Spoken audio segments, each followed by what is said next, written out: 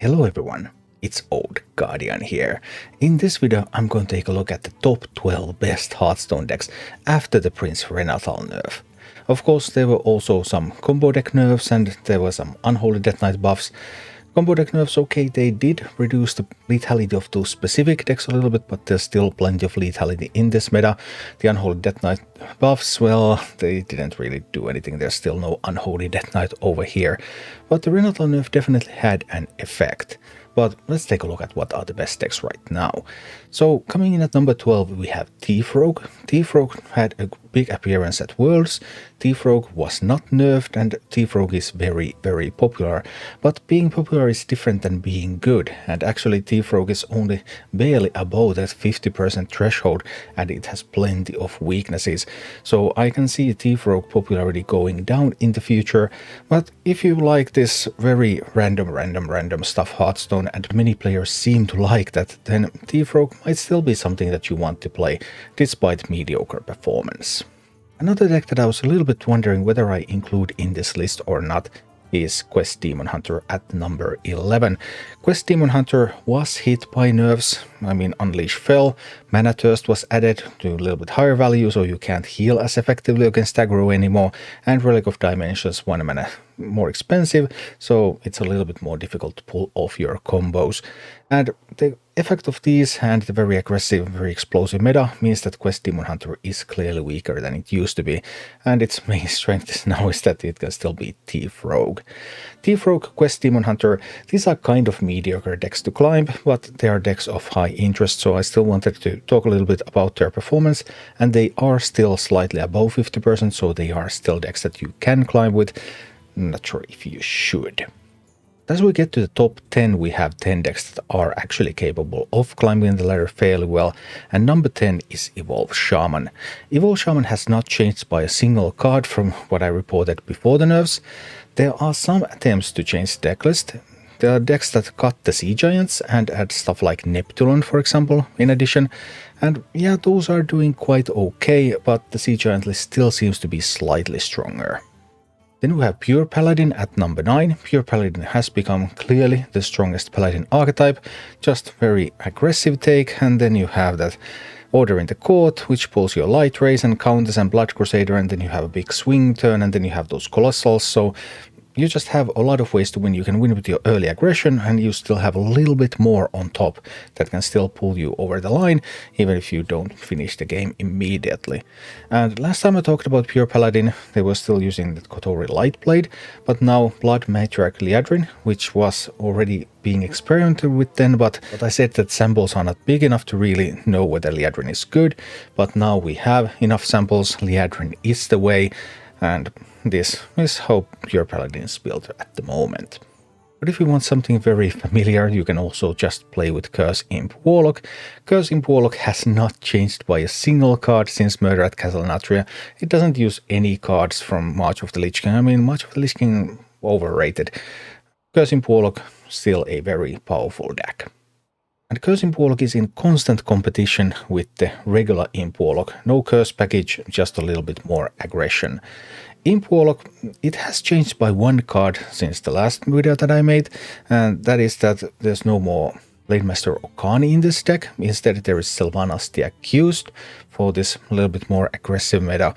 And Imp Warlock, going with that aggression, it's still a powerful strategy. At number 6 we have Spell Demon Hunter.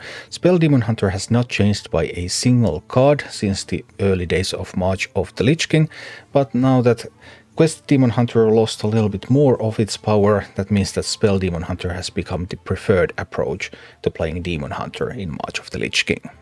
At number 5 we have Aggro Mage. I had identified this archetype already in the previous video. I called it the Spooky Arcane Mage. It did not have a name on any of the statistics sites at that point, but now statistics sites are calling this Aggro Mage. And there has been some refinement of the decklist, most notably the addition of Prismatic Elementals.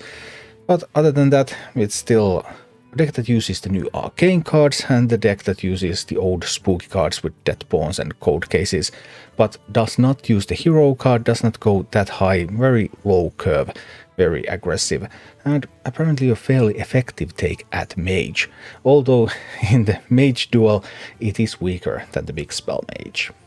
And the only Death Knight that made the list last time is now even stronger, even though this Death Knight wasn't the one that got the buffs. It's Frost Death Knight.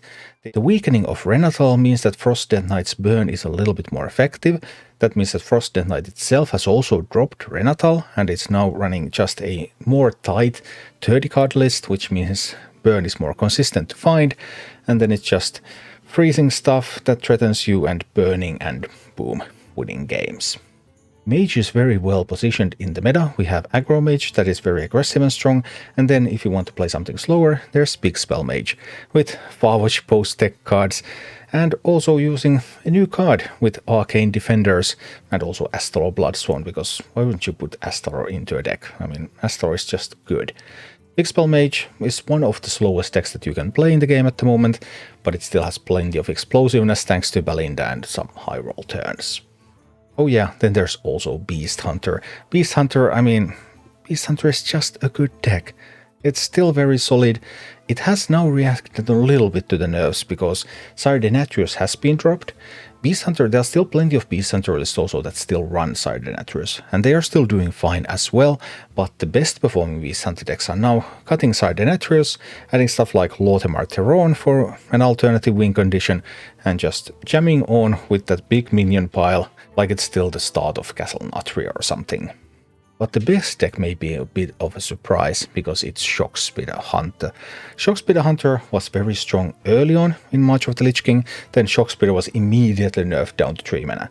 And then Shockspitter Hunter was like, okay, pretty mediocre, it was trying to find its way, it kind of found an alternative path to reach around 50% with the addition of Prince Renathal, but now with Renathal nerfed, that shock spitting is more effective again, and Shockspitter Hunter has got Renathal, got down back to 30 cards or more tight list. This is a fairly new list, so when you see statistics about Shockspitter Hunters, you're still seeing a lot of statistics against bad versions of Shockspitter Hunter, but this one, this pretty tight 30 card Shockspitter Hunter list, this is just really, really strong.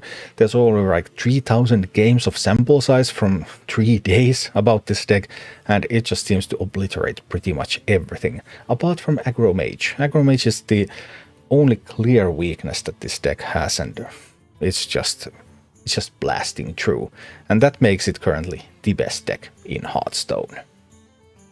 Thank you for watching. Click like and subscribe if you enjoyed this, and a special thanks to all of my Patreon supporters, YouTube members and Twitch subscribers who make all of these videos possible.